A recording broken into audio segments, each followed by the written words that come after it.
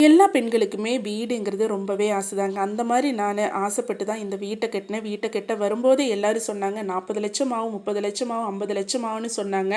ஆனா எனக்கு அது எதுவுமே ஆகலைங்க. வெறும் 15,00,000 தான் 1600 ஸ்கொயர் ஃபீட் இவ்ளோ வேலை முடிச்சிருக்கிறேன். இன்னொரு ரூ. 5,00,000 இருந்ததுன்னா என்னோட வீடெல்லாம் முடிஞ்சிருச்சுங்க, எல்லா வேலையுமே. ஆனா எனக்கு தன்னம்பிக்கை இருக்கு, எல்லா வேலையும் முடிக்க முடியும்னு. அதுக்கு முன்னாடியே வீட்டு வேலை முடியறதுக்கு முன்னாடியே நான் இந்த வீட்ல பால் காய்ச்சி வந்துட்டேன். என்னன்னா எனக்கு நிம்மதியா எனக்கு சமைக்கலாம், நமக்கு தேவையான அளவுக்கு ரெஸ்ட் எடுக்கலாம். அதே மாரி நம்மளோட வீடுங்கும்போது அது ஒரு ஃப்ரீடம் வேறு தாங்க. வாடகை வீடுங்கிறது அது ஒரு மாசமான 1ஆம் தேதிங்கும்போது அவங்களுக்கு வாடகை என்னானாலும் குடுக்கணும். இது லோன் போட்டாலுமே இது நமக்கு பிற்காலத்தில நமக்கு அது ஒரு அசட்டா இருக்குங்க இல்லையா? அதனால தான் நான் வீட்ட கட்டுனேன்.